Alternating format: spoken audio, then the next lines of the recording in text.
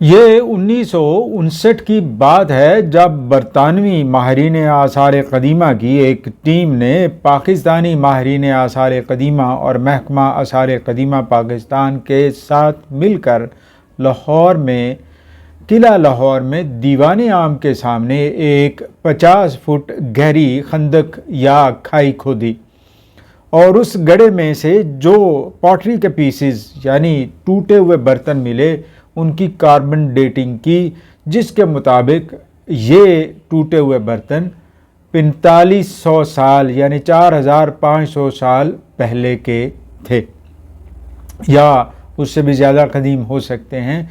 तो लाहौर की तारीख़ के हवाले से ये एक बड़ी पेशरफ थी। उन पिट्स में से कुछ कॉइन्स भी निकले जिनका ताल्लुक़ महमूद गजनवी के दौर से था, यानी 10वीं सदी ईस्वी और 11वीं सदी ईस्वी के शुरू के दौर के वो सिक्के थे। और इसके अलावा कोई ऐसी एविडेंस लाहौर से नहीं मिली है। हाँ, कुछ ऐसी एक्सकेवेशंस आप जिन्हें डैंडम कह सकते हैं, एक्सकेवेशंस मुख्तलिफ मकामात से मिली लाहौर में जब खुदाई वगैरह होती रही। जब निजी तौर पर लोग खुदाई करके बेसमेंट्स वगैरह बनाते तो फिर काफ़ी गहराई में लाहौर के मुख्तलिफ इलाकों में नीचे पॉटरी के पीसेस निकलते या फिर लकड़ी के पीसेस निकलते या चाइल्ड वुड जिसको आप कहते हैं वो निकलते और फिर रेत और इस तरह। उनसे ये अंदाज़ा होता था कि लाहौर का ये इलाका जहाँ पे अब ये पुराना शहर आबाद है कम अज़ कम 4 या 5 मरतबा उजड़ा और दोबारा बसा हुआ है। लाहौर की इस तारीख़ को समझने के लिए हमें और भी सोर्सेज पर जाना होगा। कार्बन डेटिंग एक कह लें कि मुरवजा या एक बेहतर तरीका है, लेकिन इसके अलावा अगर कोई सोर्स ऑरल हिस्ट्री में जाएं तो मिथोलॉजी जो हिंदू मज़हब की है उससे ये लगता है कि ये राम के वक्त का शहर है और राम का वक्त या राम का ज़माना कम अज़ कम 10,000 साल पुराना ज़माना है। कुछ हिंदू आर्कियोलॉजिस्ट और एक्सपर्ट्स और हिंदू हिस्टोरियंस इसको 12,500 साल पुराना बताते हैं। तो ये एक तरह से कन्फ्यूजन है कि अगर राम का बेटा लव उसने इस शहर को या इस बस्ती को आबाद किया और कश्म जो दूसरा बेटा था उसने कसूर को आबाद किया तो फिर ये किस दौर में हुआ होगा।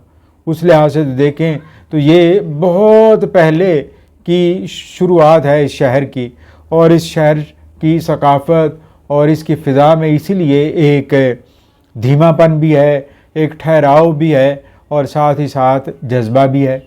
लाहौर शहर पर राजपूतों का कब्ज़ा भी काफ़ी अरसे तक रहा है और इसमें चौहान राजपूतों के बारे में कहते हैं कि ये काफ़ी अरसा यहाँ पे काबिज़ रहे, यहाँ तक कि महमूद गजनवी ने जब हमले शुरू किए और मुस्लिम इन्वेडर्स यहाँ पे आना शुरू हुए तो फिर बहुत सारे राजपूत रूलर्स यहाँ से चले गए और आजकल जिसको राजस्थान कहते हैं उसके कुछ इलाकों में और ख़ास तौर पर अजमेर में एनल्स ऑफ राजपूताना नाम की एक किताब है जिसको पढ़ने से आपको बहुत हद तक समझ आ जाएगी कि कैसे उनका एंसेस्टर्स या उनके जद्द अमजद लाहौर से ताल्लुक़ रखते थे।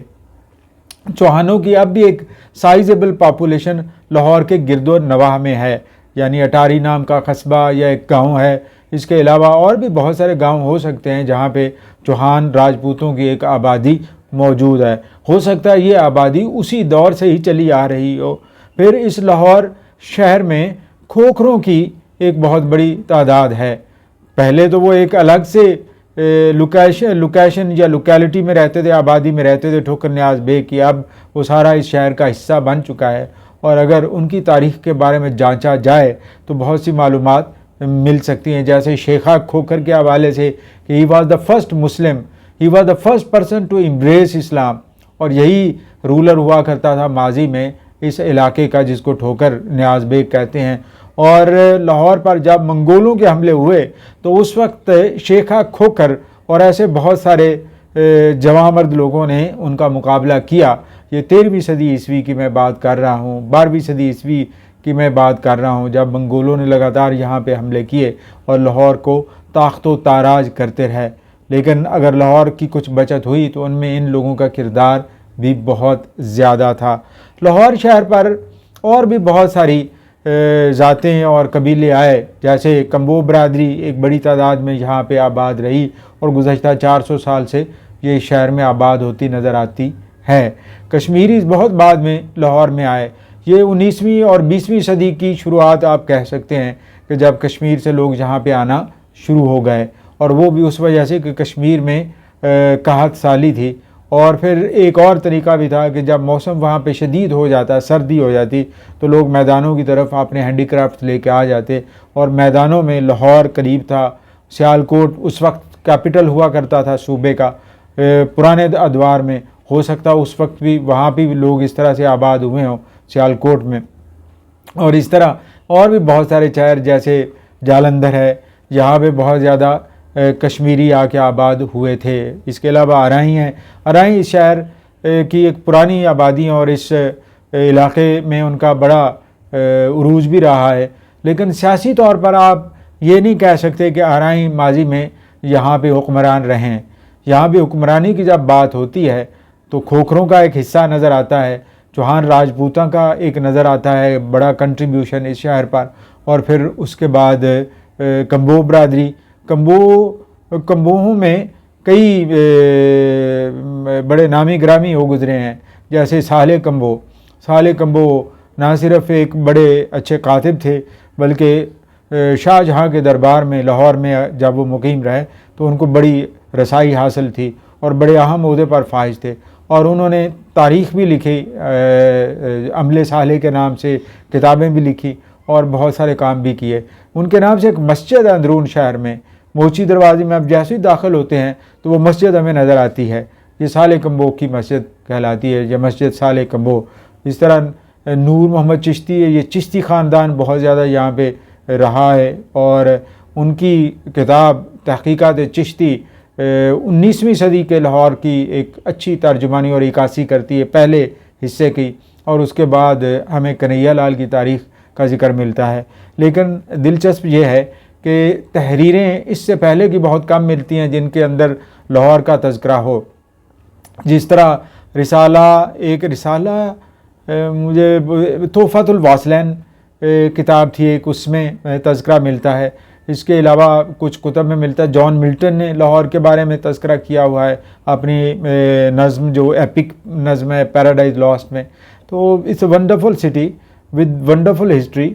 और उस हिस्ट्री में कह लें कि डोमिनेंट मज़हब माजी में तो हिंदू ही रहा है, और बुद्ध मत की भी महल्ला मूलिया में बुद्ध मत के आसार भी काफ़ी मिले हैं। वहाँ से ऐसी मूर्तियाँ मिली थी जो महात्मा बुद्ध से ताल्लुक़ रखती हैं, और कुछ ऐसी एनेक्डोट्स भी हैं कि जिनसे महात्मा बुद्ध यहाँ पे तशरीफ़ लाए थे। सिकंदर आज़म या सिकंदर इधर आया था या नहीं, इसके बारे में इतना पता नहीं चलता। ग्रीक हिस्टोरियंस का यहाँ पे इतना तज़किरा नहीं मिलता। दरिया इरावती या रावी दरिया जिसको हम कहते हैं, ये माजी का यानी इसका तज़किरा मिलता है ग्रीक राइटर जो ट्रेवलर्स थे उनके। हाँ, चीनी ट्रेवलर्स यहाँ पे आए। इसके अलावा फिर इब्ने बतूता, और इससे भी बढ़ के जो सबसे ज़्यादा जिसका तज़किरा मिलता है किताब हिंदुस्तान के हवाले से वो अल बैरूनी है। लेकिन अल बैरूनी ने लाहौर का कोई इस तरह से लाहौर के बारे में कोई इतनी ज़्यादा बात या इतनी तशरीह नहीं की है। अब इसमें एक और मुगालता भी है कि क्या लाहौर एक हैं या दो हैं, क्योंकि एक लाहौर जो खैबर पख्तूनख्वा के ज़िला स्वाबी में है उसके बारे में कहते हैं कि वो इस लाहौर से भी ज़्यादा कदीम है, और वहाँ पे जो मंद के आसार कदीमा है बिल्कुल उसके करीब है, और उनसे भी अंदाज़ा होता है। ये कहते हैं कि जब अरबी यहाँ पे आते रहे मुहिमात करने यानी फतूहात के लिए यहाँ पे आते रहे तो वो इस लाहौर तक नहीं पहुँच सके थे। वो ज़्यादातर दरियाए सिंध के पार वाले लाहौर तक ही पहुँचते रहे, और वहीं पे उन्हें क्योंकि बन्नू की फ़तह हमें नज़र आती है अर्ली पीरियड में इस्लाम के, और बन्नू ताकि फतूहात आती हैं। बन्ना उस वक्त कहते थे बन्नू को, और वहाँ के लोगों की जो क्रिएटिविटी है उससे हवाले से बड़ी बातें लिखी हैं उस वक्त के जो ट्रैवलर्स थे और साथ जो आए थे फातेहीन के या जो लश्कर कशी करते थे उनके साथ।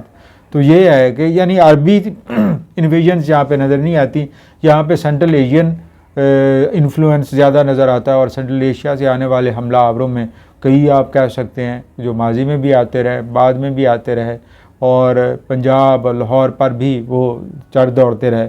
और ये जो तासुर कायम किया जाता है ना कि लाहौरियों ने फैसिलिटेट किया हिंदुस्तान को फ़तह करने में, असल में जब लाहौर फ़तह हो जाता तो लाहौर में रेजिस्टेंस ही बहुत ज़्यादा होती थी, और इस रेजिस्टेंस के बाद जब बाकी फतूहात करना उन्हें आसान हो जाती, कहाँ, क्योंकि यहाँ से माल गनीमत और ऐसी चीज़ें इतनी मिल जाती कि जिनकी मदद से वो आगे फ़तह कर लेते थे।